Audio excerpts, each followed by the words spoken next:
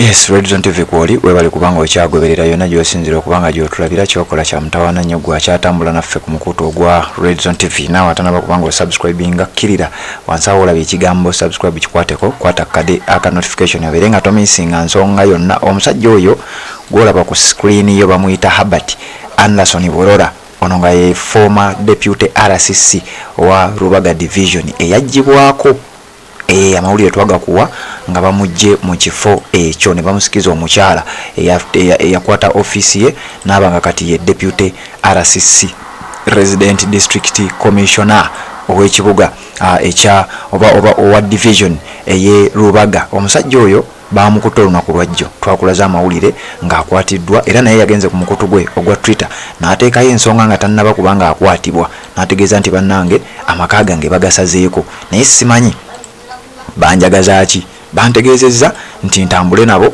tugende ffenna bantwale gye baagala okuntwala.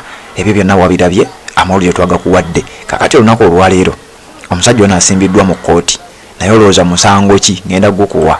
Ngenda kukusomera wano kye bayita charge sheet, weewuunye n'okwewuunya, naye nga sinaba kubanga nkusomera emisango egiyinza okuba nga gimuvunaaniddwa.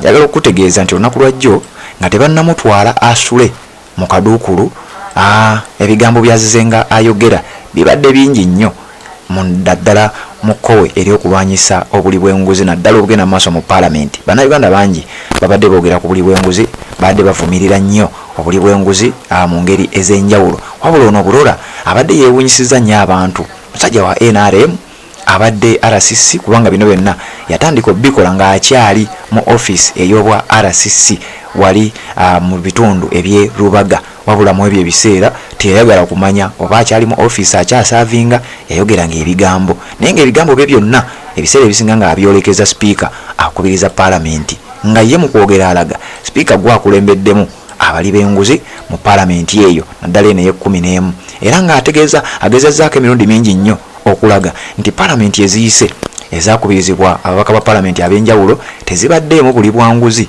nga bwe tukiraba ku Parliament eno. Obukoso buli bwanguzi bubaddemu naye nga bubadde nga butonotono. Herbert Anderson Burora ono yakwatiddwa nga we twogerera ali mabega wa mitayimbwa, aleeteddwa mu kkooti olunaku olwaleero okubeera nga ate bamusomera emisango.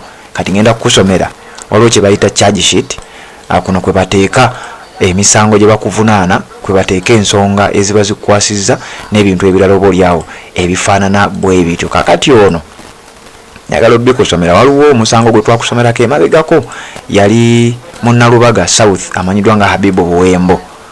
Yali ayina okuguulana kwe ne speaker y'omu Anita Amongo, era ensonga ezo zikyagenda mu maaso. Wabula amawulire gaavaayo ne gakuba nga gagamba nti Buwembo n'omuntu omulala omu nti baasibiddwa olw'okunyiiza, arrested for annoying the Speaker of Parliament of Uganda, Right Honorable Anita Amongo. Kati abantu bali mu kwebuuza bino ebintu bya ddala oba si bya ddala.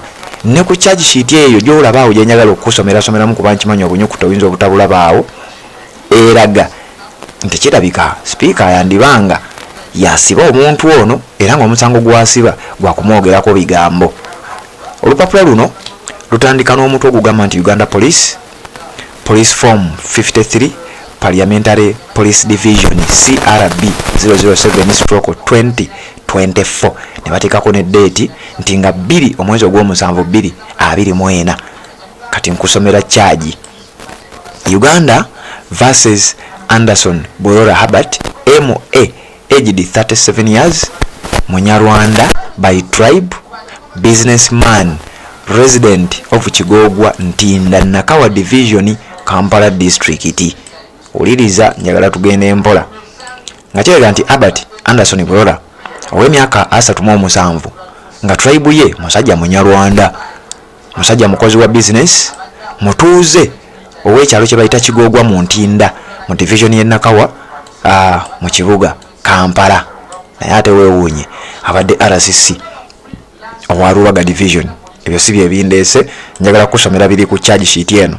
Statement of offense CT1 nga bagamba nti hate speech C/S/21-26A of the Computer Misuse Amended Misuse Act 2022 amended.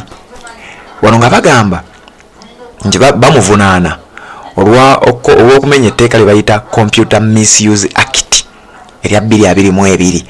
Mujjukire mwaka gwa 2022 olw'amateeka agaali galeeteddwa mwalimu ne OTT, omusolo gwali guteekeddwa ku social ku mitimbagano egy'enjawulo, omusolo ku data n'ebintu ebirala bifaanana bwe bityo. Kakati olunaku olwaleero omuntu wuuno Herbert Anderson Burora, omusajja omunyarwanda eyali RCC owa Rubaga Division, yakwatiddwa mu kooti. Bali mu mugambo ba ku charge sheet bataddeko nti ekimu ku bimuvunaanibwa kunyiiza speaker oba oliawo kwogera ku speaker byansi mattu, era ne bamuvunaana omusango gwe batuumye Computer Misuse Act. Yakozesezza bubi emutimbagano, yayogedde era gwali ku mutimbagano weegendereza ebigambo by'oyogera. Ensonga yiyo ndowooza ogiwulidde. Herbert Anderson Burora n'otukkirira particulars of offense ebikwata ku musango oba kuvunaana ono. Anderson Burora Herbert between March 2024 and June 2024 in the areas of Kampala district all there about while using a computer via X handle jitwayitanga Twitter hada HB shared information which is likely to ridicule or degrade or demean and promote hostility against a person, to wit Right Honorable Anita Amongo, Right Honorable Anita Amongo, the Speaker of Parliament of the Republic of Uganda. Kati wanono ulida nti Burora Anderson ono wakati w'omwezi gw'okusatu n'omwezi gw'omukaaga 2024 mu bitundu bya Kampala n'ebitundu ebirala ebiriranyeewo ng'akozesa kompyuta ng'ayita ku mutimbagano gwe ogwa X oba Twitter gye twayitanga Twitter ne hashtag oba handle wano ne bagiteekawo ng'eriko hada HB kirimu capital, nti yasharinga information yabako obubaka bwasharinga nga bugenderedde okukkakkanya, okuvvoola oba okutyoboola oba okutuusa obulabe ku mukyala akubiriza Parliament y'eggwanga amanyiddwa nga Right Honorable Anita Amongo. Owuliriza egimu ku misango egivunaanibwa Burora Herbert Anderson asimbiddwa mu kkooti olunaku olwaleero. Statement of offense CT2 malicious information C/S 226C the Computer Misuse Amendment Act kiwandiiko kyekimu. Then wano wansi ne bassaako omukono DASP Ntono Mildred DASP Ntono Mildred yataddeko omukono police officer referring the charge. Yawandiisa ekipapula ekyo ekitambulidde ku mitimbagano nga kiraga Herbert Anderson Burora nga bwayinza okubanga gye gimisango egimuvunaanibwa era nga generally Computer Misuse Act yemukutte. Akozeseza bubi omutimbagano kubeera nga vvoola, ayogera ebikankana, ayogera ebigambo ebivvoola ebikkakkanya oba n'okutyoboola ekitiibwa ekya omukyala akubiriza Parliament amanyiddwa nga Right Honorable Anita Amongo Nalongo. Redzone TV kwa kubanga okyagoberera tuliziganye mu updates eziddako.